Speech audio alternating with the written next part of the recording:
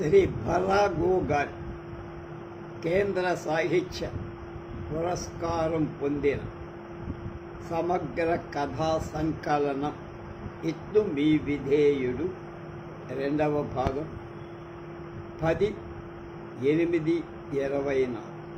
మొదటి కథలోనే ఉన్నాం నేను. దాని పేరు శృంగార సర్పం. మంచం మీద దుప్పటి తీసేసి మంచం కింద ఉన్న పెట్టెలోంచి తెల్లని చాకంటి దుప్పటి తీసి దులిపి పరచింది అమ్మాయి. ఉలూచి అమ్మాయి పేరు. మీరు ఆ కుర్చీలోంచి లేచి కాసేపు ఈ మంచం మీద విశ్రాంతి తీసుకోండి మాస్టారు. మీరు పుచ్చుకుంటానంటే మళ్ళీ ఇస్తానండి. లుంగి కానీ పంచె కానీ ఇమ్మంటారండి కట్టుకోవడానికి. రాఘవు లేచాడు. కళ్ళు సన్నగా చేసి ఉలివుచిని పరీక్షగా చూశాడు. మీతో ఈ పూట గడపటానికండి అప్పారావు గారిని పంపించేశానండి. వారి అనుమతే పొందానండి. ఎకాయికి మీరేమి సంకోచించనక్కర్లా అంది ఉలూచినం. వారి పని సానుకూలం కావటం నాకు ఇష్టము అవసరము కూడా కనకండి. అది మీ ద్వారా నెరవేరింది కనకానండి అని రాఘవుడు ఆ చనువును విభ్రమతో చూశాడు. ఒక రహస్యం చెప్తానండి.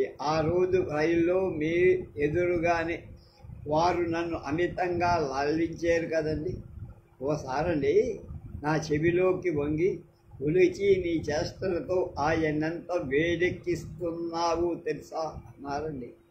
అంటే ఆ మాటకి నేనేమన్నానో తెలుసా అండి? ఊ ఏమిటండి నేనేమన్నానో తెలుసా అండి? ఎప్పుడో ఓ రోజు వెతికి పట్టుకొని కాక తీర్చేస్తానన్నాడండి అని కుడి చేతి చూపుడు వేదితో అతని గుండె మధ్య భాగాన్ని పొడిచింది ఉలూచి. అంతలోనే చాలా ఆత్మీయమైన ధోరణి తెచ్చుకొని, చాలా మంచివారండి వారు, మరొకరైతే ఈ మాటకి నన్నక్కడే నరికేసేవారేమో. అనవిల్తు శస్త్రంబు మినుకు లావర్తించు పని వెనతోడ పెట్టినది మాకు అన్నాడు పెద్దన. ఏలో మను చరిత్ర అలా వరుధిని చెబుతారు. ఆ దృశ్యం కళ్ళకు కట్టింది రాఘవుని. అతనికి పూర్తిగా అర్థమైంది. చాప చెరిగిన సదరంతా. ఆ ఊళ్ళో మాత్రం ఇంకా స్వల్పంగా మిగిలి ఉన్న ఈ కళాస్వరూపాల నైపుణ్యాన్ని పరిశీలిద్దామని, చాతుర్యాన్ని చవి చూద్దామని, ఈ దూరపు కొండల నురుపును స్పృశిద్దామని ఎక్కడెక్కడించో రసికులు వస్తూనే ఉన్నారని, సామాన్యులై అయినప్పటికీ పరకీయల అనిపించేంత భ్రమ కలిగిస్తారని, శృంగార రస పరాకాష్ఠను సాక్షాత్కరింపచేసుకున్న వీరి పొందు విందై వెళుతున్నారని కొద్ది రోజుల క్రితమే విన్నాడతడు. అతనికి నిన్న రాత్రి అంతకుముందు మరో 590 రాత్రులు కలిగిన ఆశాభంగాలును జ్ఞాపకం వచ్చి, ఒక్కొక్క జాబడి పాడుతున్నప్పుడు మనోహరంగా కదిలిన ఆమె పెదవు, వీణ వాయిస్తూ ఉంటే రమ్యంగా కదిలిన ఆమె కన్నులు, తానింత ముందు ఎన్నడూ ఎక్కడా పొందనిది కోరనిది అనుభవం ఇదే ఇదే ఇదే అని పదే పదే చెప్పి, అయినా సరే పారిశ్రామికీకరణం వల్ల సంభవించి నిమిషానికి ఉద్ధృతమవుతున్న ద్రవ్యోల్బణం ప్రభావం చేత అన్ని రకాల ఆనందాల కాల పరిమితి కుదించుకుపోయి అనుభవం యాంత్రికమైపోయినట్టు అతనికి అవగాహన అయ్యి, మొదట్లో కళగా అవతరించి తనకంటూ ప్రత్యేక సంకేతాలను, ఆరాధ్య దైవ స్వరూపాలను ఏర్పరచుకున్న శృంగారం మీద మతం, రాజకీయం తన ప్రభావాన్ని చూపాయి. శృంగారం రంగులు మార్చి సెక్స్ అయిపోయి, కళ కాస్త సైన్స్ అవతారం దాల్చి ప్రశ్నోత్తరాల స్థాయికి వచ్చి, అయినా సరే పాపంగా నేరంగా అది పరిగణింపబడుతూనే. ఈ పరిస్థితికి ఇక్కడ చోటు లేకపోవటమే ఈ సీమ ప్రత్యేకత. ఇది మహానంద సీమ, మనోల్లాస సీమ. కానీ పురుషార్థాన్ని రాఘవులు ఎన్నడూ ఒక ధర్మంగానే స్వీకరించాడు కనుక అనుమానంలో సంకోచంలో పడిపో, లుంగి ఉందా ఓ అని సెకండ్ల కాలంలో మంచం తలాల్సిన ఉన్న డ్రెస్సింగ్ టేబుల్ చివరి భాగంలో ఉన్న అలమరలోంచి గుమగుమలాడుతున్న మడత తీసి అందించింది గురూజీ. అతను చొక్కా తీసేసి పాగా కొయ్యకి తగిలించి లుంగీ కట్టుకొని దానిలో నుంచి ప్యాంటును లాగాడు. నేను వెంటనే దేహబాధ తీర్చుకోవచ్చా అన్నాడు. రామాయణం అంతా విని అని నవ్వుతూ అతని దగ్గరిసా అంటారు. దగ్గరిసా వచ్చింది. లోపలి మండువాలోకి తెరచి ఉన్న తలుపుకి అడ్డంగా తెరలాగి ఇంకా సందేహమా అండి అని అతడి ఎదుటికి వచ్చి ఆనుకుని నిలవ. ఆ క్షణమే అతడి ముఖంలో రసభేదాన్ని పసిగట్టి నాలుక కరచుకొని ఓ అదా అని చెప్పినకి మండువాలోకి దారి తీసింది. అతనికి మరుగు స్థలం చూపించి గదిలోకి వచ్చేసి రాఘవుడు తిరిగి వచ్చేసరికి తెర తప్పించుకొని గదిలోంచి మండువాలోకి వస్తున్న కళావతి ఒంటె నిండా పైట కప్పుకుంటూ ముసిముసి నవ్వులతో వెళ్ళండి బాబు అంది. రాఘవుడు గదిలోకి ప్రవేశించటం తడవుగా ఉలుచి అతని సర్పంలా చుట్టేసి ఆమె ఒంటి మీద వస్త్రాలు నామమాత్రం. ఆ గది అంతా సుగంధ పరిమళ భరితం, ఏకాంతం, అంగీకారం, ఆమోదం, ఆహ్వానం, అయినా భయం, సంకోచం, వేదన. ఆ క్షణంలో వచ్చి పడ్డారా ఇంట్లోకి శాంతి భద్రతల రక్షకుల దండు.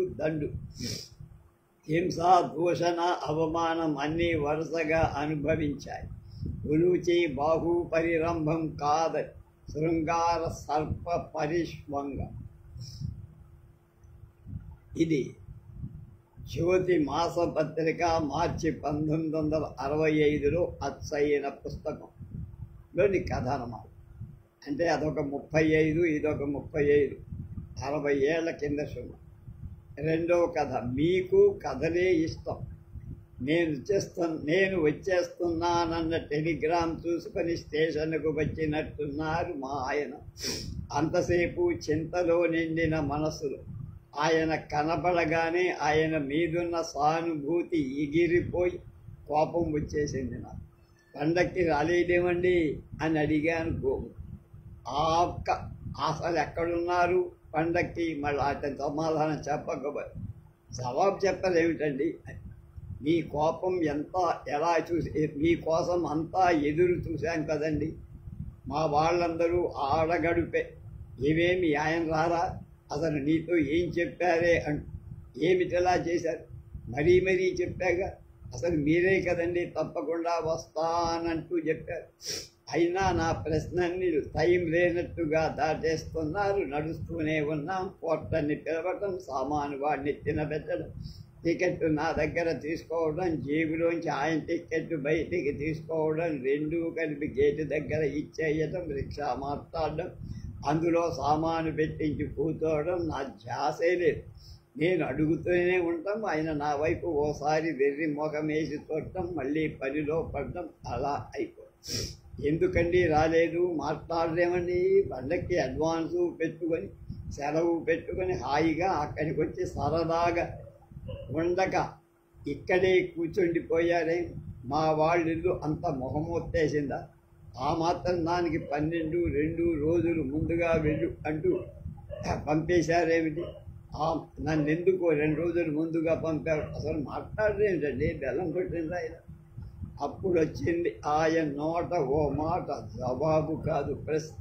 చెప్తా కమల, ఏమిటి గొడవ? ఇంటికి వెళ్ళే వరకు ఆగలేవా? నేను ఆగలేనండి, చెప్పండి అన్నాను గట్టి. రిక్షావాడు ఓసారి వెనక్కి తిరిగి చూశాడు. నేను మొహం ముడుచుకొని ఊరు. రాత్రయింది, 9 దాటింది. వంట భోజనాలు అయి మళ్ళీ తేలిక చేసుకునేసరి కిల్లీలు తెమ్మంటావా అన్నారాయన. నేను వంటిట్లో పని పూర్తి చేసుకొని యువతలకి రాగానే కిల్లీ వద్దు, సోడాలు వద్దు, కాస్త నడుము మాత్రమే చచ్చి వచ్చారు. ఆ మాత్రం దానికి ఈ ఒక్క పూటకి వంట పెంట అంటూ గుండా పిండి అయిపోకపోతే క్యారియర్ తెచ్చుకుంటే 7ంటికల్లా తినేసి ఈ పాటికి నిద్రపోయేవాళ్ళుగా. పోనీ నన్నైనా సుఖంగా కూర్చోనిచ్చావా? గసగసాలు తండి, ధరియాలని తీసురండి 60 సార్లు బజారుకి పంపారు.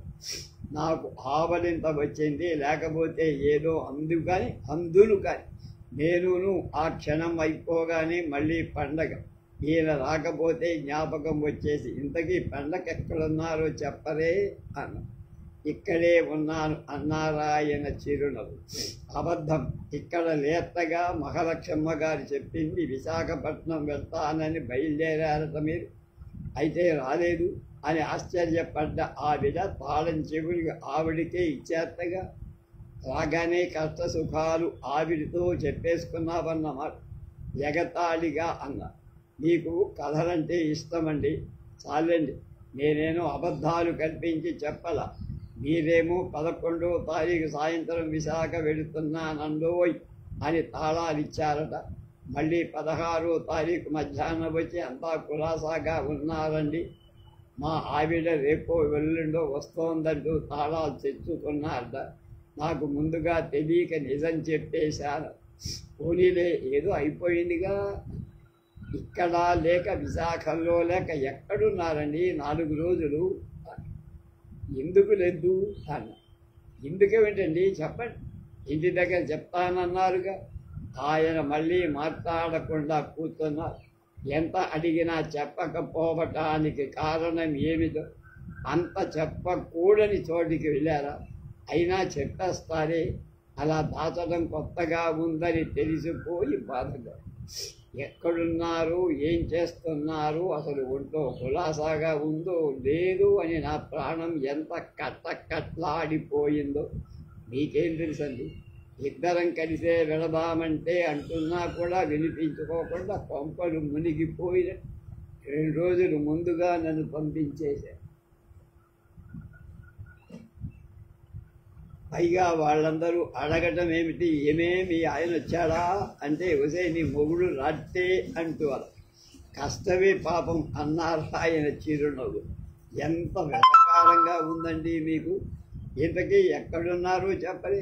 ఎక్కడుంటేనే నేను ఆరోగ్యంగా సుఖంగా కులాసాగా సంతోషంగా పండగ వెళ్ళించానంటే పండగ గడిపాను. నీకు కావాల్సింది అంతేగా. ఏ ఊరు వెళ్ళారో చెప్పండి. పోనీ నెలదవు మీ సుభద్ర గారింటిగా. ఏ సుభద్ర? ఎంతమంది సుభద్రలు ఉన్నారు? మీ సుభద్రే. సుభద్ర అర్జునీయంలో సగం దాకా వచ్చిన అదుగో నవ్వుతున్నారు. వెళ్ళారా అక్కడికి? చేచి ఇలా ఎవరైనా చేస్తారటండి. నాకు నవ్వు ఆగదా. సుభద్ర ఆయన ఆ కథంతా జ్ఞాపకం వచ్చి నవ్వకు కమల. సుభద్రంగారింటికి కాదు, అక్కడికి ఎందుకు వెళ్తా? అసలు సుభద్ర వాళ్ళ పుట్టింటికి వెళ్ళిందిగా. ఓహో, పోగట్ట ఎంక్వైరీ కూడా చేశారన్నమా. అంటే మరి ఆ ఊరు దాకా నువ్వు నవ్వితే నేను అసలు చెప్పను. నేను బలవంతాన నవ్వు అబ్బుకున్నా. అయినా ధోరణి అలాగే వచ్చేస్తోంది. చెప్పండి చెప్పండి, అసలు సరిగ్గా నిడదవోలే ఎందుకు వెళ్ళాల్సి వచ్చిందో.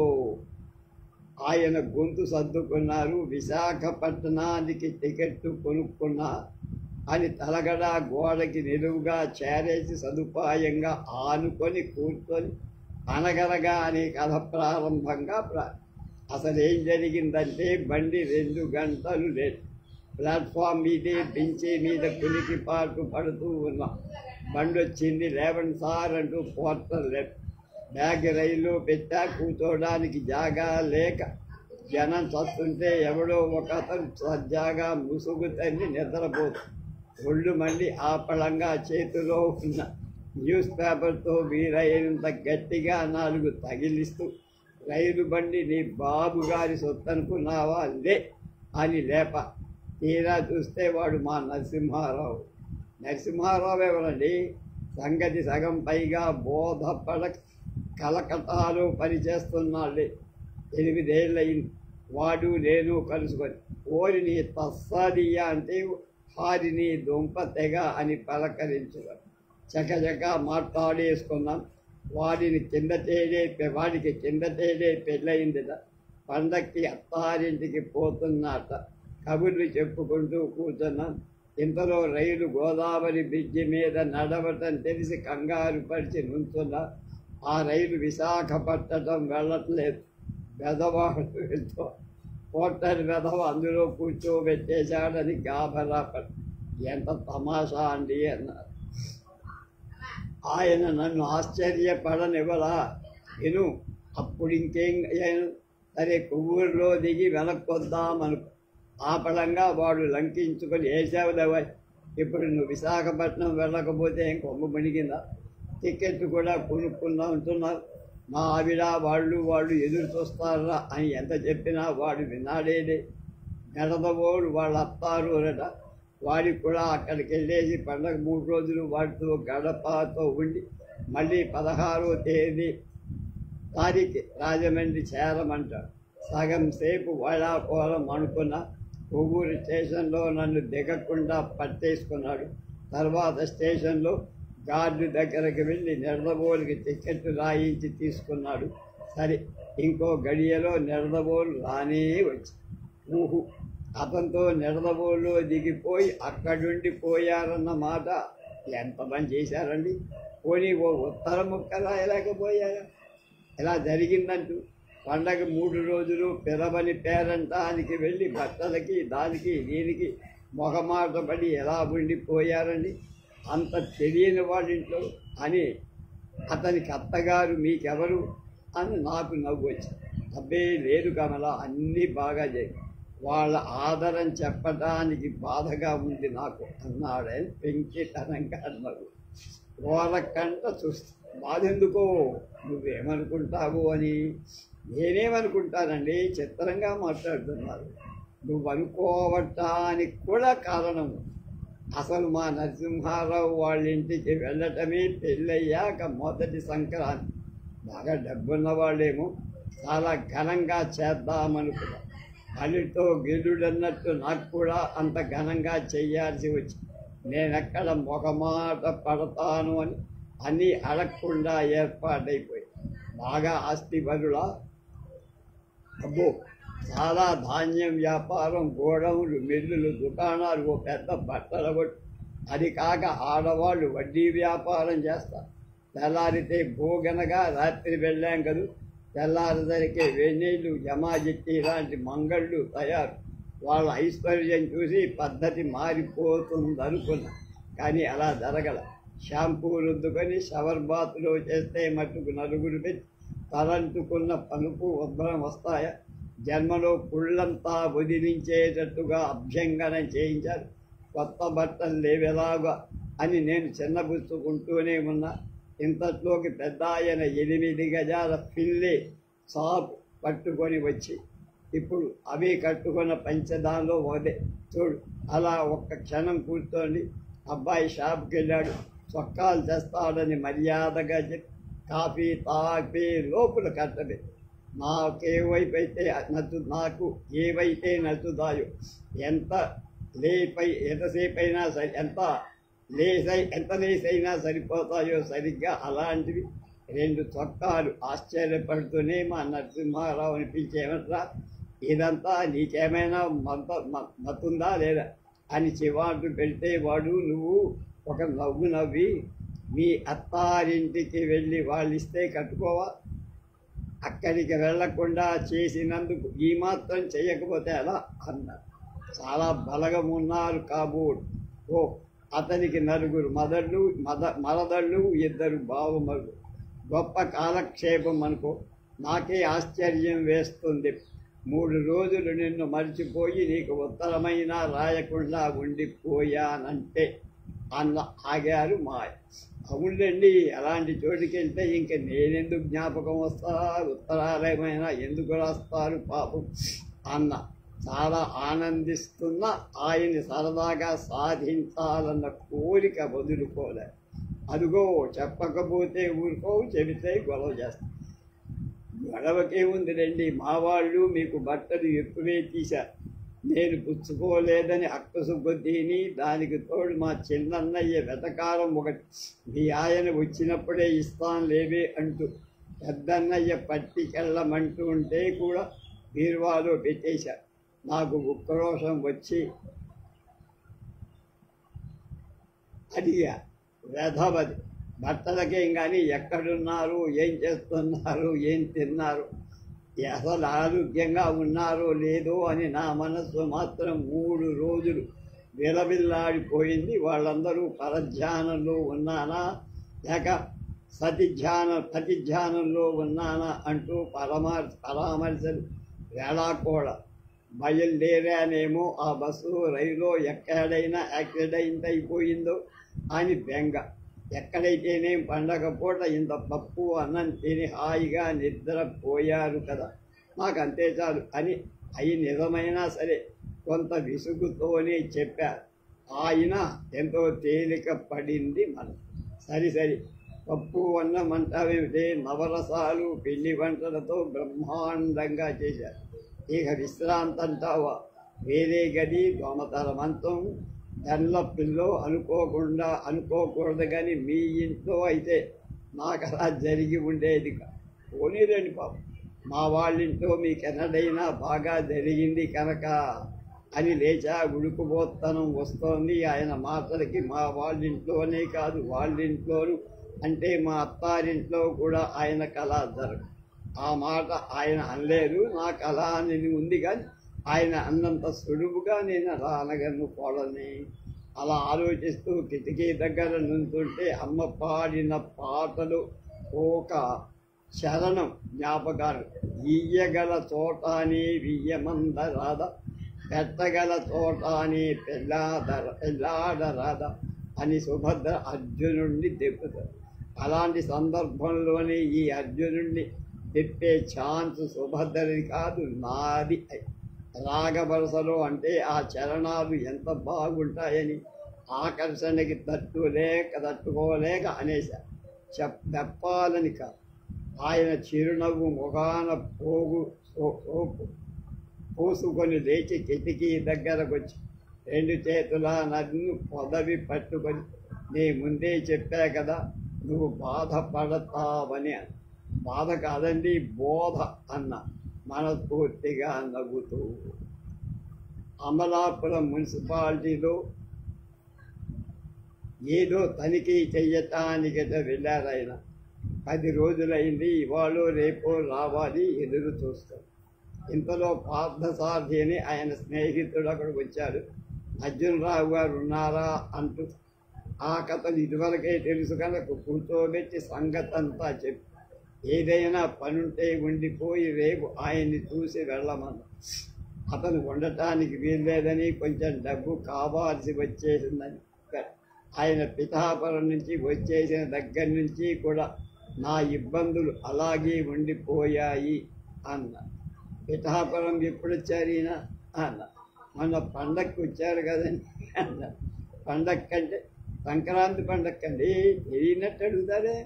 ఆ రోజు వైజాగ్ వెళతానని అర్జునరావు గారు బయలుదేరడం, స్టేషన్లో ఎవరో టికెట్తో సహా పర్సు కాజేయడం మీతో ఆయన ఏం చెప్పలేదా? నా కళ్ళు తిరిగి మనసులో విద్యుత్తు పురదక్కరించినట్టు, కడుపులో చెయ్యి పెట్టి తిప్పినట్టయి నీరసం వచ్చేసి ఉరక తప్పిపోతుందని భయమేసి, డబ్బు పోవటం కాదు, ఎవరో కాజెయ్యదు. లేదండి ఏం జరిగింది అని చిరునవ్వు నటించి, సరిపోయింది మీతో ఏం చెప్పలేదన్నమాట. పార్థసారి చిరునవ్వు నవ్వారు. ఏ ముఖం పెట్టుకు చెప్తారండి? ఆయనేమో టికెట్ కొనుక్కొని బండి లేటు కదా నిద్రపోతుంటే ఎవరో పర్సు కాస్త కొట్టేశారు. ఆ సంగతి ఆయనకి తెలియక బండి రాగానే ఎక్కేశారు. ఎక్కగానే నేను కనిపించేసరికి మాట్లాడుతూ కూర్చుంది. సామర్లకోటలో టికెట్ చెకింగ్ చేసే స్టాఫ్ అడిగితే జేబులు బ్యాగు అన్నీ తడుముకొని వెతుక్కొని పర్సు పోయిందని తేల్చారు. పండగ అడ్వాన్స్ 75 ఇంట్లోంచి తీసుకున్న 20 కాక టికెట్ మొత్తం 100. టికెట్ లేదని వాళ్ళు ఛార్జ్ చేశారు. బటాబటిగా నాకు దగ్గర ఉన్నది సరిపోతే ఇచ్చా. పిఠాపురానికి టికెట్ రాయి, పొద్దున్నే వేరే బండిలో వెళ్తురు కానీ రండని పిఠాపురంలో దింపా. అప్పటికి మా ఇద్దరి దగ్గర కలిపి 21 నయా పైసలు మిగిలాయి. అంతకు ముందు 4 నెలల నుంచి నాకు జీతాలు లేవు, శాంక్షన్ రాల. మా పోస్టులకి అందుకని జీతాలు డ్రా చెయ్యాల. మా వాళ్ళని పుట్టింట్లో వదిలి హోటల్లో అరువు పెట్టి 2 నెలలు తిన్న. 2 నెలలు దాటాక వాళ్ళు పెట్టరు. స్వయం పాకం మొదలు పెట్టారు. బియ్యం ఉంటే బెనపకాయ లేక, పప్పు ఉంటే నెయ్యి లేక బాధలు పడుతున్న రోజు. మా డిపార్ట్మెంట్ సంగతి మీకు తెలుసుగా. తిండికి లేక చస్తున్నా సరే క్యాంపు వరకు మాత్రం అడ్వాన్సులైనా ఇవ్వరు. అలాగే బాధలు పడుతూ రాజమండ్రి క్యాంపుకు వచ్చానన్నమాట. చేతిలో ఉన్న డబ్బులు కాసిని ఎక్సెస్కి కట్టేశా. పొద్దుట్టే లేచి ముష్టి ప్రారంభించా. ఏం లాభం? అందరికీ పండగే తగని ఖర్చులు, ఎక్కడా పుట్టలా డబ్బు. అందులో నాకు జీతాలు రావటం లేదు. అందరికీ ముందే తెలిసిపోయింది కనుక అంతా చేసి ముష్టి 3 రూపాయలు ఆఖరికి ఆయన ఇక్కడే ఉండిపోతాను లేవోయ్ నీతో పాటే అన్నారు. నాకు కక్కాలేక మింగాలేక ఆవలింత అవస్థచ్చిపడి. అయితే మీరిద్దరూ కలిసి పిఠాపురంలో గడిపారా? పండగ 3 రోజులు. పోనీలేండి పాపం. థ్యాంక్స్ అన్నాను దుఃఖం దిగ్గమింగు. ఏం గడిపావు నా మొహం. ఆయన లాంటి మనిషి నేను అలాంటి పరిస్థితుల్లో చేతిలో కానీ ఆడని పరిస్థితిలో ఉండగా వచ్చి ఉండిపోవాల్సినందుకు నాకెంత బాధ అనిపించిందో చెప్పతరంగా. సరిగ్గా తిండైనా పెట్టలేకపోయి, కూరకైనా డబ్బు లేక బాధపడి పొద్దున్నే బందొట్టే అరుగు తెచ్చి టిఫిన్ 5 నయా పైసలుంటే టీ పొట్టం తెచ్చుకొని టీ కాసుకున్నా. కాఫీ మర్చిపోయా. బజార్లో ఉన్న కూరగాయ, అప్పడాలు, పెరుగు మనిషి వెళ్ళి నెల్లాలైనా డబ్బులు ఇచ్చారు కాదని సణుగుతూనే పోసి ఇచ్చిన మజ్జిగ నీళ్లు పోసి ఇది నేను ఆయనకి పెట్టిన భోజనం అండి. పోనీ అలాగైనా పెట్టగలిగానా అంటే సంక్రాంతి నాడు సాయంత్రానికల్లా బొగ్గులైపోయి ఎక్కడా బుట్టెడైనా పప్పు బుట్ట. అందరూ ఎంచక్కా పంచభక్ష పరమాన్నాలు వండుకొని పండగ చేసుకుంటూ ఉండే నా ఇంటికి రాక వచ్చిన వారు నాకన్నా అన్ని విధాలా పెద్దవారు, ఇలాంటి కష్టాలు ఎన్నడూ ఎరగని వారు అయిన అర్జునరావు గారికి ఇలాంటి సత్కారం చేసి అవమానించాల్సి వచ్చినందుకు నాకు ఎంత బాధ కలిగిందో నిద్ర కూడా పట్టలేదండి. సమయానికి 2 దుప్పట్లు చాకరాని దగ్గర ఉండిపోయి దోమతలలు లేవు. ఒకటే దోమలు చలి. ఒట్టి రోజులైనట్టయితే ఎలాగో గడిపేద్దాం. కానీ పండగలు కావడం దరిద్రం మరీ భూతద్దంలోంచి చూసినట్టు కనిపించసాగి ఆఖరికి సంక్రాంతి సాయంత్రం ఉండబట్టలేక బట్టల కొట్టాయన్ని బతిమలాడితే 2 దుప్పట్లు, ఒక పంచెల చాపు, 2 రెడీమేడ్ షర్టులు ఇచ్చారు. పద్దు రాసుకొని అత్తారింటికి వెళదామని అందరితో సరదాగా గడుపుదామని బయలుదేరిన ఆయన నా వల్ల ఇలా రైల్లో నేను కడపడకపోతే ఆయన పరిచిపోయిన సంగతి ముందే తెలుసుకొని వెంటనే ఊళ్ళోకి వచ్చి ఏవో తంటాలు పడి మర్నాటికైనా విశాఖ వచ్చేవారు. వెనక్కి వెళ్ళలేక ముందుకి పోలేక అలా అవశక్తితో వలైనా ముఖమాటం చూడటానికి నాకు మొఖం చెల్లల. ఎంత బాధపడ్డా. అయ్యో నయం టికెట్టు కలెక్టర్స్కి ఇవ్వాల్సిందైనా మీ దగ్గర ఉంది కనుక అని ఏదో అన్నా. ఆ తర్వాత నాకు మాటే రాలా. ఊరుకున్నా. ఆఖరికి కను వెళ్ళిన మర్నాడు తిరిగి రావటానికి డబ్బులు లేవుగా. నాకు తెలుసున్న ఓ లారీ డ్రైవర్తో చెప్పి లారీలో ఎక్కించి పంపానండి ఆయన్ని మీ రాజమండ్రి. ఎందుకునండి అవన్నీ వింటున్న కొద్దీ మీకు బాధ. అంతకంటే బాధ పెట్టే మాట అతడేమి అనలా. నాకింకా ఏడుగుడు ఆగదని అనిపించింది. ఉండండి మీకు కాఫీ తెస్తానని లోపలికి. నా ముఖం నటించగలిగింది కానీ నా మనసు కళ్ళు నటించలేకపోయి లోపలికి వెళ్తూనే నీరు కమ్మిన కళ్ళకి ఏదీ కనిపించక వెంటనే తుడుచుకోవలసి వచ్చింది. అలాగే నా మనసు పరిపరి విధాలపై సిల్లీగా కనిపించే ఈ పండగ బుధంతం, ఈ అనుభవం నాకేవో కొత్త పాఠాలు నేర్పటానికి సమకట్టినట్టు. నా గుండె నీరైపోయింది. జరిగింది నెమరు వేసుకుంటూ అలా కనిపిస్తోంది. ఆయన ఎలా ఉన్నారు అని నేను క్షణం బాధపడటం వల్లే ఆయన నిజంగా బాధపడ్డారు. తిండి అమలిందో లేదో, నిద్ర కుదిరిందో లేదో, సరదాగా లేదు, పఠన సరసం లేదేమో అని నేను ఎలా అనుకున్నా. అన్నీ తదాస్తైపోయి ఆఖరికి యాక్సిడెంట్ అయిందేమో అని నేను అనుకోసరికి ఆయనకి లారీలో ప్రయాణం చేసే యోగం పట్టదు. ఇంత పాపాత్మురాలినా నేను నాకు ఆయన మీద ఉన్న ప్రేమాభిమానాలు కీడును చెడును శంకించడానికైనా ఒక హద్దు ఆపు ఉండాలిగా. ఆయన ఎక్కడో కులాసాగా హుషారుగా ఆనందంగా ఉండి ఉంటారు. నేను ఎందుకు అనుకోలేకపోయాను? అలా అనుకుంటే ఇలాగ జరిగేది కాదేమో. ఆ ఆడిట్ క్యాంప్ 16 రోజులు ఎప్పుడు పూర్తవుతుందో, ఆయన ఎప్పుడు ఇంటికి వస్తారు, ఆయన్ని ఈ క్షణం చూడాలని హాల్లో ఆయన బస్తు ఫోటోకి ఎదురుగా నుంచొని సగం అల్లిన జడ ముందుకు తెచ్చుకొని అల్లుకుంటూ ఓసారి పైకి ఓసారి కిందికి చూసుకుంటూ ఆ ఫోటో నన్ను పలకరించిన పలకరింపు సిగ్గుపడి నవ్వు. కానీ అది కాదు, అదొట్టి మూఢనమ్మకం. ఆయన ఏమైనా రాజకుమారుడి తులసి మొక్క నా మనసులో భావాన్ని బట్టి పెరుగుతూ తరుగుతూ ఉండడానికి. అది కాదు, మరేదో ఉంది పాట. గొప్పలు చెప్పారు ఎయిర్ కండిషన్ గది, బెల్లపిల్లు కోరికలు గుర్రాలై కోట గోడలు లంఘించాయి. శనగలు రాళ్ళు కలపట్టు బాగానే అల్లారు. ఫిల్లే వారి పంచల సాప గొప్పలు విని అలాగే జరిగేట్టు చేస్తారన ఏమో నవ్వొస్తోంది నాకు. రాని ఇంటికి రా, తెప్పితే బాగుంటుందో. నెలదవో నుంచి ఎవరో ధాన్యం వ్యాపారస్తుడట ఈ ఊళ్ళో పనుండి మన ఇంట్లో మకం ఉందామని వచ్చాట. ఎయిర్ కండిషన్ గది దండపిల్లో లేవని వెళ్ళిపోయాడు అన్ననా అంటే ఏమనుకుంటారు?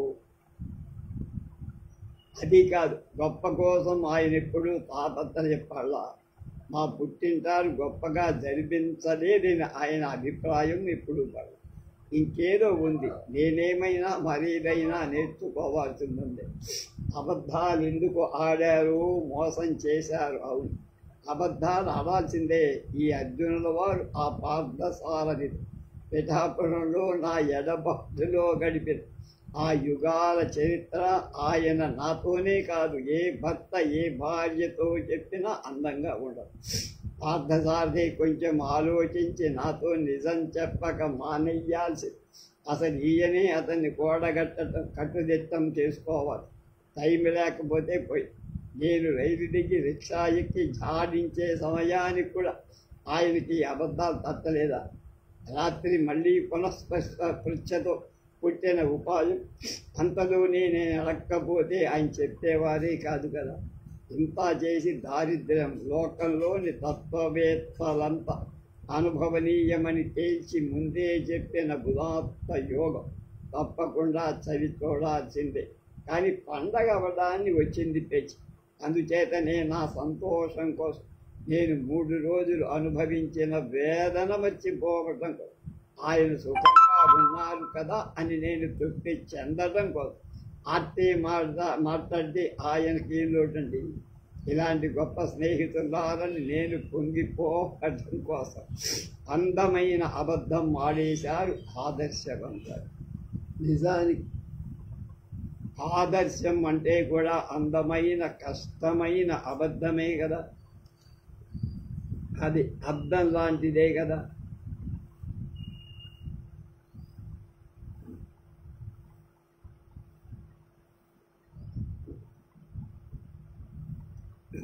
క్షణికం కానీ శాశ్వతం కానీ ఆనాటి ఆయన గారి అందమైన అబద్ధాన్ని విని నేను పొందిన ఆనందాన్ని, అది చూసి ఆయన పడ్డ సంతృప్తిని ఆయన నేను స్మరణీయంగా ఉంచుకోవడం మాత్రం కల్తీ లేని నిజం కోసం అబద్ధం అని తెలిసిపోయినంత మాత్రాన అందం నశించిపోయేట్లుగా కావ్యాలు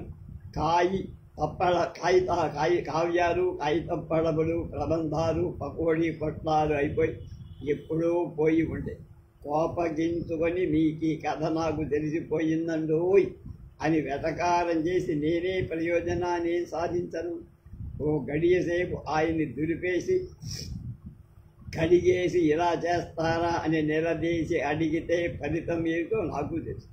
ఆయన నాకు ఇచ్చిన ఆనందం అంతా ఒట్టి నీటి మీద రాత అయిపోతుంది. ఆయన బాధపడిపో క్షమాపణ చెప్తా మనస్ఫూర్తిగా పశ్చాత్తాపడతారు. అయితే చాలా చిన్నబుచ్చుకుంటారు. నేనే ఆయన్ని చిన్నబుచ్చేసే కన్నా అవమానం ఏముంది నాకు?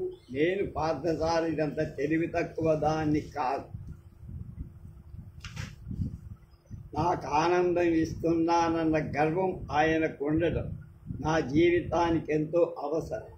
ఆరోగ్యం నా గర్వాన్ని భంగం చెయ్యటం చాలా ప్రమాదమని, సొకబెడుతున్నానని, ఆనందింపచేస్తున్నానని ఆయన అనుకుంటే అది భ్రమే. అయినా ఆయనకు ఆరోగ్యం అవసరమైనంత భ్రమ లేక ఎప్పటికప్పుడు కఠోర సత్యాన్ని కలుసుకుంటూ నిరాశనే ఎదుర్కొంటూ ఉండటం వల్లనే జనం సుఖపడలేకపోతే టిఫిను కాఫీ ఇచ్చి పార్థసారథి వాటిని స్వీకరిస్తున్న సమయంలో నేను నేర్చుకున్న పాఠం వాటికన్నా రుచిగా శుచిగా అతనికి అందజేసి అతను చేసిన తప్పు తెలుసుకొని మరో తప్పు చేయకుండా ఉండే అవకాశం వస్తోందంటే అది అందిపుచ్చుకుంది. చాలా ఉత్సుకత చూపించాడు. దాంట్లో అతనికి చాలా ఆనందం కనబడేది చూపించి నవ్వుకుంటూ నమస్కరిస్తూ వెళ్ళాడు పార్థసారథి. మర్నాడు మహాలక్ష్మ గారితో సాయంకాలం 6కి సినిమాకి వెళ్ళాడు.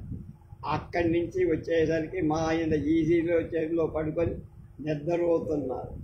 ఎప్పుడు వచ్చారండి అన్నాను. రేపు 7 అయ్యో అనుకుంటూనే ఉన్నాను సుమండి. వంట కూడా చేసిన దాన్ని కాను. ఈ మూలో ఇవాళే వస్తారు అనుకుంటూ మా లక్ష్మ గారు రమ్మంటే సినిమాకి వెళ్ళారు. ఓన్లే కాళ్ళు కడుక్కోండి, భోంచేద్దాం, ఇద్దరం కలిసి తిని ఎన్నాళ్ళయిందో. ఆయన నా వైపు చిత్రంగా చూస్తూ లేచారు. నా ధోరణి కృత్రిమంగా తయారైపోయిందని గ్రహించా. నేను వెంటనే నోటికొచ్చిన మాటేదో పెదిమల్లోనే దిగించా. పెట్రోల్ డబ్బు తక్కువైంది, ఏమైనా కొన్నావా అన్నారు ఆయన. కొంతసేపు పోయాక ముద్ద నోట్లో ఉండిపోయి నేనేం అల్లా లేదన్నట్టు తలూక. మరేం లేదు, రమణమూర్తి డబ్బు అప్పు కావాలంటేను ఇస్తాను రమ్మని ఇంటి దాకా తీసుకొచ్చి లేదని పంపాల్సి వచ్చింది. అప్పు కావాలని వచ్చారా? తీర్చాల్సిన బాకీ ఒకటి ఉంటే తీర్చేశాను నేను అన్నాడు. ఆయన వైపు చూడక ఎక్కడికబ్బా, ఎవరో పిఠాపురంలో బట్టల వ్యాపారస్తుట్ట మీకు 42 రూపాయలు చిల్లరివ్వాలంటూ బిల్లు బుక్ తెచ్చి చూపించారు. మీరు పనుండి రాజమండ్రి వచ్చి పనిలో పనిగా మన ఇంటికి వచ్చినట్టున్నాడు. మీ సంతకం ఉంది, బాగానే గుర్తుపట్టా. మన ఇంటి గుర్తులు మీ ఫ్రెండ్ ఎవరో చెప్పాట. చిన్నగా వచ్చేశాడు. సరేలే, ఏ క్యాంపులోనో ఎప్పుడో తెచ్చుకొని ఉంటారులే అప్పు అనుకొని పెట్రోల్ డబ్బు ఉంది తెచ్చి ఇచ్చేసి మా ఆయన ఒక్క నిమిషం తినకుండా మూసేసి మానేసి అంతా విన్నారు. ఇంకేమైనా చెప్పాడా? ఆయన అంతలో తెల్లబోవటం చూసి బిల్లు బుక్ మీద తారీఖు చూసావా అని అడిగేస్తారేమోనని ఆ కథ పప్పులో కాలు వేయకుండా ఒడ్డెక్కించగలనా అని భయం వేసింది. ఊహు ఏం చెప్పలేదే. ఆయన నా వైపు ఇంకా కాస్త అనుమానంగా చూస్తూ పార్థసారథి ఆ సంగతులు ఏం చెప్పలేదా అన్న. పార్థసారథి అంటే నల్లగా ఉండే ఆయనేనా? ఇన్సూరెన్స్ చేచి అతను కాదే, తెల్లట ఆయన సర్వేయర్. ఓహో, ఆయన పూసేందుకు ఇప్పుడు? అతను పిఠాపురంలోనే ఉంటున్నాడు. ఏమో, అయితే మన ఇంటి గుర్తులు అవి అతనే చెప్పి ఉంటాడు. సినిమాకి బయలుదేరుతూ ఉంటే వదరుగా వచ్చాడు. వెంటనే పంపేశా. ఇంతకీ మీరు బాకీ ఉండటం నిజం కాదా? ఆయన నోట్లో ముద్ద పెట్టుకొని తల ఊపుతూ పరధ్యానంగా ఈ కథ చాలా బాగుందని ముప్పాళ్ళ రంగనాయకమ్మ గారు మెచ్చుకొని ఉత్తరం రాశారట రాఘు గారి. ఈ కథ పేరు మీకు కథలంటే ఇష్టం. తర్వాత 3వది ఆంధ్రజ్యోతి వీక్లీ దీపావళి 1983లో పడిన కథ సద్యోగం. ఉద్యోగం సద్యోగం అంటారు. 2 గోపాల్ జర్దా కిల్లీలు అన్నాను. 2 రూపాయల నోటు అందించి కుర్రాడు ముగ్గుతో ఉన్న అరటి పండులా ఉన్నాడు. ఆయ్ అని వినయంగా అందుకుంటూ బంగాళీ ఆకే కదండి అన్నాడు. క్షమాం దిట్టంగా తగిలించు అన్న. అలాగే సార్, ముందొక సోడా కొట్టు అని ఆజ్ఞాపించి ఎస్ సార్ అన్న. సోడా పుచ్చుకుంటూ ఈ అరటి పండెంత 35 పైసలండి అన్నారు. అబ్బా ఏమిటింత గిరాకీ, చక్కెర కేజీ రేట్ చెబుతున్నావు? చిత్తం సార్, రాయిమండ్రి సరుకండి, చక్కెర కేజీ కాదు కానండి, అమృతపాణి అంటారండి అని సున్నం బ్రష్ మీద అంటించి తెలుపు చేసి మంచి తుడుతున్నాడు. ఒక పండు ఎంపిక చేసి కత్తితో గెల నుంచి కోసి అరటి పండు ఒలిచి చేతిలో పెట్టినంత పని చేశారు. చక్కెర కేళి దీని ముందు ఎందుకు పనికొస్తుందండి? ఊరికే దూరపు కొండలుండునుకు తమరు భోంచేసి చూడండి, నచ్చకపోతే ఊరికే ఇస్తానండి అన్నారు. మళ్ళీ కిళ్ళి కట్టే కార్యక్రమంలో పడ్డాడు. మొగాన చిరునవ్వు వదలకుండా. పండు తిన్నందుకు కాదు, అతగాడి ప్రవర్తనకి ఇవ్వచ్చు కదా 40 పైసలు అనిపించి. రాత్రి 10:30 కావస్తోంది. మేముండే కాలనీలో కిళ్ళీ దుకాణాలు ఉండవు. ఒకవేళ ఉన్నా అక్కడ నాకు కావాల్సిన జర్దా ఉండదు. గోపాల్ జర్దా అన్నానా? అది లేదు సార్, బాబా జర్దా ఉంది, కట్టమంటారా అంటారు. అది లేకపోతే బంగాళీ ఆకు లేదు సార్, అది కాకపోతే ఏలక్కాయ లేదనో పెప్పర్మెంట్ పువ్వు లేదనో కండిషన్ పెడతా రోజు. అందుకని టౌన్లోంచే పట్టుకెళ్తా కిళ్ళి. మా రామారావు మాస్టారు అని 50 చదరపు మైళ్ళ సిటీ మొత్తం మీద ఆయన కావాల్సిన కిళ్ళి ఆయన కావలసిన విధంగా కట్టేది ఒక్క దుకాణం. ఆయన స్వయంగా అంత దూరం కనీసం 4 కిలోమీటర్లు సైకిల్ మీద వెళ్ళి తెచ్చుకుంటాం. ఓసారి ఆయనకు కొంచెం ఆయాసంగా ఉండి స్వయంగా వెళ్ళలేని పరిస్థితి వచ్చిందట. కొడుకులు 3 పనుల మీద ఉండిపోయారట. ఆయనేమో ఆ స్పెసిఫికేషన్స్ ప్రకారం కిళ్ళీలు ఉంటేనే కానీ పోతదని ఎరిగిన వారి ఇల్లాలే స్వయంగా కొంత దూరం సిటీ బస్సుకి నడిచి బస్సు కోసం బస్సు లోపల నిలబడి అంత దూరం వెళ్ళి మాస్టార్ కిళ్ళీలు కట్టించుకొని 1.5 శ్రమ చేసుకొని వచ్చారు. మాస్టారు మందు కొట్టరు. మనకి 60 రూపాయల విస్కీ బాటిల్తో రాని తాను ఆయన 20 పైసల జర్దా కిళ్ళీతో వస్తుంది కిక్కు. అదే ఆయనతో చిక్కు అని మాస్టారి శిష్యులు, మా సహాధ్యాయులు కొందరు అనటం నాకు బాగా ఆయతో మొదలుపెట్టాడు కుర్రాడు. ఎస్ సార్ అన్నాడు. అలాగే సార్ అన్నాడు. చిత్తమన్నాడు. 5 పైసలు తగిలిస్తాడేమో అని బేరం ఆడబోయా. పండు బాగలేకపోతే డబ్బులు ఇవ్వద్దన్నాడు. కాస్త మోతాదు మించిదే ధూర్త లక్షణమైపోయేంత అతి వినయం ప్రదర్శించి నన్ను వశపరచుతాడు. అందులో ఓ కిళ్ళి ఇచ్చి మళ్ళీ మరొకటి కట్టు అన్న 2 రూపాయల నోటు ఇచ్చి దానికి బేరం సరిపెట్టేస్తాడు. ఎస్ సార్ అన్నాడు కుర్రాడు. చెప్పినట్టు చేస్తాడు.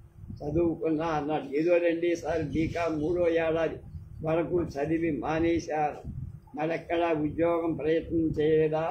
మా మామయ్య వద్దన్నాడు. మీ మామయ్య ఏం చేస్తుంటాడు? అతను వ్యాపారమే చేస్తాడా? ఈ ప్రశ్నకి మరో జవాబులాగా పక్క నుంచి ఓ వ్యక్తి దూకుడుగా వచ్చి, ఏరా ఇంకా మూసయ్యారా కొట్టు, పోలీసు వాళ్ళు చూశారంటే చంపుతారే అని. అదిగో అయిపోయింది మావయ్య, ఇదే చివరి బేరం అని కిళ్ళీలు మడిచేది 2 కాగితాన్ని కట్టేశానండి సార్ అన్నాడు. వచ్చిన వ్యక్తి నన్ను పరిచయంగా చూసి, నమస్కారం గురువు గారు, కొన్నాళ్ళకి అన్నారు. ఎన్నాళ్ళకన్నా మీరు అన్నారు. గుర్తుపట్టినట్లేదు. నేను కృష్ణమూర్తినండి, నా చేత కిళ్ళీ కొట్టెట్టించింది మీరేనండి అని నవ్వుతూ నా చేతిని వెతక్కి పట్టుకొని ఊపారు. 9 ఏళ్లకి బీకాం 2nd క్లాస్లో పాస్ అయ్యాను సార్. ఎంప్లాయ్మెంట్ ఎక్స్చేంజ్లో రిజిస్టర్ చేసి 4 ఏళ్ళు అయింది సార్. నాకు వచ్చిన మొట్టమొదటి కాల్ లెటర్ తమరు పనిచేసే ఆఫీసు నుండే వచ్చింది sir. Accounts clerk cum typist పోస్టులు సార్. 4 ఖాళీలంట సార్. 26 మంది పంపుతున్నారు సార్. తమలాంటి వారు కనుక చేసుకుంటేనే కానీ రాదు సార్ అంటూ 3 రోజుల పాటు ఎడతెరిపి లేకుండా నన్ను ఆశ్రయించాడు ఈ కృష్ణము.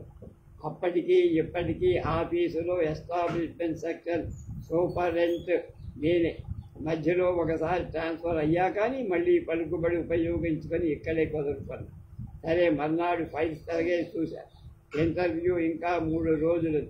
Accounts officer Brahmaji Rao, deputy secretary Ananthasayanam, public relations officer Kondaiah గారు ఆ ఇంటర్వ్యూ చేస్తారు. బ్రహ్మాజీరావు గారికి నా మాట అంటే గురి కదా. పోనీ నేనున్న వీధిలోనే ఉంటున్నాడు కదా, కాస్త కనిపిస్తూ ఉంటాడు మంచికి చెడ్డకి అని కృష్ణమూర్తి కేసు ఆయనతో కలిపా. నేను అర్జెంటు పని మీద కలకత్తా వెళ్తున్నా. ఇంటర్వ్యూ వాళ్ళిద్దరే చేస్తారు. సరే, మీరు ఇంతగా ఇదిగా చెబుతున్నారు కనుక నేను వాళ్ళిద్దరికీ విడివిడిగా చిన్న హింట్ ఇస్తా. ఆ పైన వాడి అదృష్టం. కృష్ణమూర్తికి ఉద్యోగం రాల. సరిగ్గా ఆ రోజుల్లోనే ఒక కమర్షియల్ బ్యాంక్ బ్రాంచికి మేనేజర్గా నా శిష్యుడు రామబ్రహ్మం వచ్చాడు. ఉద్యోగంలో చేరిన 3వ రోజు మా ఇంటికి వచ్చి కుశల ప్రశ్నలు అడుగుతున్న సమయంలో కృష్ణమూర్తి తన ఇంటర్వ్యూ ఫలితం ఏమైందని కనుక్కోవడానికి మా ఇంటికే వచ్చాడు. బోలెడు సారీలు కట్టి కృష్ణమూర్తికి ఆ చేదు నిజం తెలియజేసి చెప్పాను. నేను అంత మర్యాదగా చూస్తున్న మనిషి కదా అని రామబ్రహ్మం ఆసక్తి చూపించి పట్టభద్రుడికి స్వయం ఉపాధి పథకాలు చాలా ఉన్నాయని, అలాంటి వాటిలో ఏదో ఒకటి చేపట్టగలిగితే తన బ్యాంకు నుంచి 2500 వరకు అప్పు ఇవ్వచ్చని, ఆ ఊరి బ్రాంచీకి తనే యజమాని కనుక జస్ట్ గురువు గారు మోరల్ సెక్యూరిటీగా ఉంటే చాలు, ఆర్డర్ తనే ఇస్తానని చెప్పి దాంతో కృష్ణమూర్తి వాళ్ళ ఇంటి అరుగు మీద కిల్లి దుకాణం పెట్టారు. బ్యాంకు వాడు ఇండెమ్నిటీ బాండ్కి నామగా తెరిచి ఉంటాల్సిన కరెంట్ అకౌంట్ కొంత ఖర్చు పెట్టించిన మిగిలిన డబ్బుతో వాళ్ళ ఇంటి ముందు అరుగు మీద గోడలు అల్మారాలు నిర్మించి తలుపులు ఏర్పాటు చేసి పకడ్బందీగా కుట్టు పెట్టాడు కృష్ణ. 6 నెలలు గడిచేలోగా నేను అతన్ని చాలాసార్లు పలకరించా. కెళ్ళీలు తీసుకుంటూ ఉన్నప్పుడు ఇవాళ రేపా దివాలా తీయటం అన్నట్టే ఉండేవా. ఏం వ్యాపారం సార్, అందరూ అరుగులు పట్టుకుపోతున్నారు, ఉన్న సరుకు పనులు, సబ్బులు తెప్పించవా, అగరొత్తుల ప్యాకెట్లు లేవా, అయ్యో తలనొప్పి మాత్రం లేవటోయ్ అనేస్తున్నారండి అన్నాడు ఒకసారి కృష్ణమూర్తి. బ్యాంక్ కార్డు 2500 ఇచ్చారా అండి, అందులో ఈ కొట్టు కడటానికి మున్సిపాలిటీ వాళ్ళు ప్లాన్ అప్రూవ్ చేయటానికి 200 నొక్కారు. అసలు బ్యాంకు గుమ్మం దాటే లోపలే దాదాపు 120 రూపాయలు అయిపోయాయి. తర్వాత ఇక్కడ గోడలు లేపడానికైతేనే, తలుపులు అల్మేరాలు తయారు చేయించడానికి, రోడ్డు మీదకి మెట్లకైతే 1200 అయిపోయాయి. సర్లే, కలపతో బడ్డీ కట్టించిన 1500 అయిపోతాయనుకోండి. అది కాదు నేను అనేది. ఆ 2400 దీని మీద పెట్టాను కదండి, దీనికి బదులు అదే సొమ్ము గప్చిప్గా ఎవరి చేతుల్లో అయినా ఉంచే ఆ ఉద్యోగమే వచ్చేది కదండి అన్నాడు కృష్ణమూర్తి. నాకు ట్రాన్స్ఫర్ అయినప్పుడు కృష్ణమూర్తితో చెప్పకుండా తిన్నగా బ్యాంక్ వెళ్ళి రామబ్రహ్మాన్ని అడిగా. కృష్ణమూర్తి తరపున హామీ ఉన్నాను కదా, అతడు నేడో రేపో కొట్టెట్టేస్తున్నాడు, కొంపదీసిన పీకల మీదికి రాదు కదా అని రహస్యంగా రామబ్రహ్మం లెడ్జర్ తెప్పించి చూశాడు. దుకాణం తెరిచిన 4 నెలల వరకు అకౌంట్లో జమ కాలేదు, వడ్డీ కూడా. 5వ నెల నుంచి నెలకెంత కట్టాలో అంతకి 1.5 రెట్లు చొప్పున జమ పడి, అలా 4 నెలలు పడింది. మళ్ళా గైరు కాదు. అలా 3 నెలలు, మళ్ళా 10వ నెలలో 4 వాయిదాల మొత్తం ఈ లెక్కలు అతనికి ఏమీ దివాళా తీయడు మాస్టర్. అయినా అతగాడికి సొంత ఇల్లు ఉంది, మరేం భయం లేదు, మీరు నిశ్చింతగా వెళ్ళిపోండి అన్నారు. అంతే, కృష్ణమూర్తిని మర్చిపోయా. ఇప్పుడు ఈ నగరానికి అంతటికీ నాడీ కేంద్రం లాంటి 70mm థియేటర్ జంక్షన్లో సరిగ్గా థియేటర్ ఎదురుగా కృష్ణమూర్తి కిల్లీ కొట్టు. షేక్ హ్యాండ్ అయ్యాక వెంటనే కృష్ణమూర్తి కిల్లీ కొట్టు మీద నుంచి మేనల్లుండి దింపేశాడు. పని ఎక్కాడు సింహాసనం. అప్పటికే నాకు చేతికందిపోయిన జర్దా కిల్లీల విశేషం అడిగి తెలుసుకొని నా చేతితో 2 కిల్లీలు కట్టిస్తాను గురువుగారు అని ముచ్చటపడ్డాడు. పళ్ళెంలో తడుగుడ్డ కింద ఉన్న బెంగాలీ తమలపాకులు ఓసారి నిర్లక్ష్యంగా తిరగేసి వదిలేసి దిగువన బుట్టలోంచి మర్రి రెండు మర్రాకులం తీసి పరిణామం గల దళసరిగా ఉన్నవి లాగాడు. చక్కగా శ్రద్ధగా కడిగాడు. సున్నం రాస్తూ కవిరి కాచు పోస్తూ భీమాం తగిలిస్తూ జర్దా వేస్తూ పచ్చిబొక్క ఉప్పు చెక్క యాలక్కాయ పిప్పరమెంటు తగిలిస్తూ చెప్పాడు విషయం.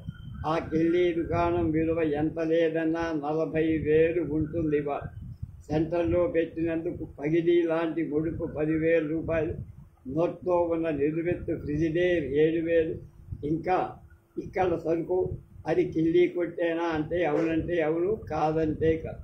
సబ్బులు, దువ్వెనలు, హెయిర్ ఆయిల్స్, షాంపూలు, టూత్పేస్టులు, బ్రష్లు, నాలిక బద్దలు, బ్లేడులు, లేజర్లు, లోషన్లు, డ్రెస్సులు, అలాగే పేకదస్తాలు, జేబు రుమాలు, బట్టలారేసుకునే హ్యాంకర్లు, క్లిప్పులు, రబ్బర్ బ్యాండ్, జడ పిన్నులు, రిబ్బర్, కాఫీ పొడి, టీ పొడి పొట్టాలు, బోర్నవిటా డబ్బాలు, రీఫిల్స్, బూస్ట్ లాంటి ఇతర పొడులు, పాల పొడి డబ్బా, సిగరెట్లు, స్వదేశీ విదేశీ చక్కెర లేకుండా కొన్ని డజన్ల రకాలు, చుట్టలు, బీడీలు, పొగ, సూదులు, దారాలు, గుండీలు, జిప్పులు, దోమతల్ని తరిమేసే కొత్త రకం సర్పాకృతి అగరొత్తి, చుట్టలు, సోడాలు, అరటిపళ్ళు, డ్రింక్. ఈ పక్కగా వేలాడుతూ సీమ టపాకాయ గుర్తుల్లా రకరకాల రంగురంగుల భాషల వత్తాపత్రికలు, వారపత్రికలు, మాసపత్రికలు. ఆ లోపల ఫ్రిడ్జ్లో నెత్తి మీద కూర్చొని మరిన్ని రకరకాల పుస్తకాల దొంతలు, నోటి పుస్తకాలు, పెన్సిళ్ళు, బాల్ పాయింట్ పెన్నులు, వాటి రీఫిల్స్, టార్చ్ లైట్కి, రేడియోకి బ్యాటరీలు, అగరొత్తులు, వేస్ట్ పౌడర్లు సెట్. ఎదురుగా సినిమా హాలు ఉండటం చేత తప్పనిసరిగా అవసరం వచ్చే తలనొప్పి మాత్రం అక్కడ లేని వస్తువు సూపర్ బజార్లో కూడా ఉండదన్న. ఓన్లీ నేను అనుకున్న దానికంటే ఎక్కువగానే బాగుపడ్డావు, అదే సంతోషం. అతను నా కోసం ప్రత్యేక శ్రద్ధతో కట్టిన కిళ్ళీలిస్తూ ఆ మధ్య తమ ఆఫీస్కి వచ్చానని, అక్కడి నుంచి ట్రాన్స్ఫర్ పోయారన్నారని అన్నాడు. మళ్ళా జేబులోంచి డబ్బులు తీసి ఇవ్వబోయా. మంచారే, కొంచెం అని నన్ను కసిరినంత పనిచేసి, కామేశ, ఇందాక అయ్యగారి దగ్గర డబ్బులు తీసుకున్నావా? ఒరే కామేశ అని మేళ్ళ నుండి కదిలా. మరే మావయ్య 2 రూపాయలు ఇచ్చి ఆ 2 రూపాయలు కూడా ఇచ్చేశాడు కృష్ణమూర్తి. కానీ ఇన్ని వందల వస్తువులు పెట్టావు, కాసుకోవడం కష్టం కదా. తప్పదండి, ఇందులో కొట్టి అలాంటిది అన్నాడు కృష్ణ. మనూరు 800 కిళ్ళీలు కొట్టున్నాయండి ఇవాళ. మన ఊళ్ళో సుమారు 800 కిళ్ళీ కొట్లు, అందులో 500 దాకా ఇదే పద్ధతి. ఈ పద్ధతిలో ఉన్న కొట్టేవి కూడా మన తెలుగోళ్ళవి కావు. ఆ మలయాళీ కొట్టు పద్ధతి చూసి నేర్చుకోకపోతే వ్యాపారం పాపాయిలుగా ఉండిపోద్దని. ఇంకా వాళ్ళైతే కిళ్ళీ కొట్టిన అనుకొని టీ కొట్టు కూడా పెట్టి దాంట్లో బన్నులు, బ్రెడ్లు, బిస్కెట్లు, కేకులు, పకోడీలు, సమోసాలు, మపాలగాలు అమ్మేస్తున్నారని. టిఫిన్లు, టీలు, బోర్నబిటాలతో సైతం వాళ్ళండి ఉదయం 5:30కి కొట్టి చెబుతారండి. రాత్రి 10:30కు దాకా పోలీసోడు అల్లంత దూరాన కనపడే వరకు అలానే కూర్చొని అమ్ముతానే ఉంటారు. కూర్చోవడానికి ఇసుగైతే నుంచుంటారు, అంతేగాని కొట్టు దిగి బయటికి వెళ్ళండి. ఇంకా అది పట్టుబడక నేను మీ మేర నుండి రప్పించానండి. వీడికి 18 ఏళ్ళు లేవండి, కానీ నెలకి 150 జీతం ఇచ్చి తిండి కూడా పెడుతున్నాను. రకరకాల వాళ్లతో ఆత్మీయంగా మాట్లాడటం కోసం కాబోలు కృష్ణమూర్తి భాషలో కూడా మార్చేస్తాను. ఈరోగల ఈ రకం యాస లేనట్టే నాకు మీ తమ్ముడు ఉండాలి కదా. ఆడు ఇంటి దగ్గర పెట్టిన దుకాణం చూస్తున్నాడని ఒక ఆటో కొనుక్కొని వెనకాల క్యారియర్ పెట్టామని ఉదయాన్నే ఐస్ ఫ్యాక్టరీకి వెళ్ళి ఐస్ తెచ్చిన బయట కొట్లతో చేసేస్తాడని మాతో పాటు అలా 3 సార్లు తిరుగుతాడు. మరి అతను అలా తిరుగుతున్నప్పుడు ఈ దుకాణం ఎవరు చూస్తారు? మా చెల్లెలు ఉంది కదండి, కాసేపు కొట్టు మీద కాసేపు మిషన్ మీద కూర్చుంటారు. కుట్టు మిషన్ మా ఆయుర్దండి. మా చెల్లమ్మ టైప్ హయ్యర్ పాస్ అయింది కదండి. మా ఇల్లేమో జిల్లా కోర్టు ఎదట కదండి. అర్జెంటుగా టైపు కావాల్సిన కాగితాలు వస్తాయి కదండి, అవన్నీ కొడుతున్నారు. అలా అన్నీ చెబుతూ కొట్టు మూసేశాడు కృష్ణమూర్తి మేనల్లుడి సహాయంతో. తాళాలన్నీ స్వయంగా లాగి చూసుకొని పదండి అన్నారు. అన్నట్టు ఇప్పుడు ఎక్కడండి మన ఇల్లండి అన్నారు. అబ్బో సీతమ్మ ధార కొండగుడ్డునయ్యా, టీపీటీ స్థలం కొని కట్టించారా అండి? లేదయ్యా బాబు, క్వార్టర్స్. అయ్యి బాబోయ్, ఇంత రాత్రప్పుడు ఎలాగెళ్తారండి? ఉండండి, నేను డ్రాప్ చేస్తానని ఢిల్లీ కొట్టు పక్క సందులోంచి ఒక స్కూటర్ తెచ్చాడు. ఒరేయ్ కామేశ, నువ్వు ఇంటికెళ్ళు, నేను ఒక అరగంటలో గురువు గారిని దిగబెట్టి వచ్చేస్తా. స్కూటర్ కూడా కొన్నావా? తమ దయ వల్ల అన్నీ కొన్నానండి, మంచివి 2 ఇళ్ల స్థలాలు కూడా సంపాదించానండి ఈ ఏడాది. అవి 2 అమ్మేసి కార్పొరేషన్ వాళ్ళ షాపింగ్ కాంప్లెక్స్లో ఒక దాంట్లో డిపార్ట్మెంట్ స్టోర్స్ తెరుద్దామని అనుకుంటున్నాను. మా క్వార్టర్స్ దగ్గర నన్ను దింపేస్తూ అడిగాడు, ఇంకా తమకెంత సర్వీస్ ఉందండి మాస్టారు? ఎంతో ఎక్కడుంది నాయన, మామూలుగా అయితే ఇంకా 2 ఏళ్ళు, కానీ మన కొత్తగా జీవో వచ్చిందిగా, ఈ నెలాఖరున రిటైర్ కావాల్సిందే, అంటే ఇంకొక 6 రోజులే జీవితం. అసలే కానీ ఈ రిటైర్మెంట్ అయిపోతే కొన్నాళ్ల పాటు ఏదైనా పని దొరికితే చెయ్యాలనుందయ్యా అంటున్నాననుకో. ఆనాడు నా చుట్టూ రాత్రి పగలు తిరిగావు ఉద్యోగం కోసం, నేను ఇప్పించలేకపోయా. అదంతా మనసులో పెట్టుకోక కాయనీదప్పుడు నాకిప్పుడు ఎక్కడైనా చిన్న ఉద్యోగం చూపిద్దు, నీకు పుణ్యం ఉంటుంది. ఎంత మాట అన్నారు మాస్టారు?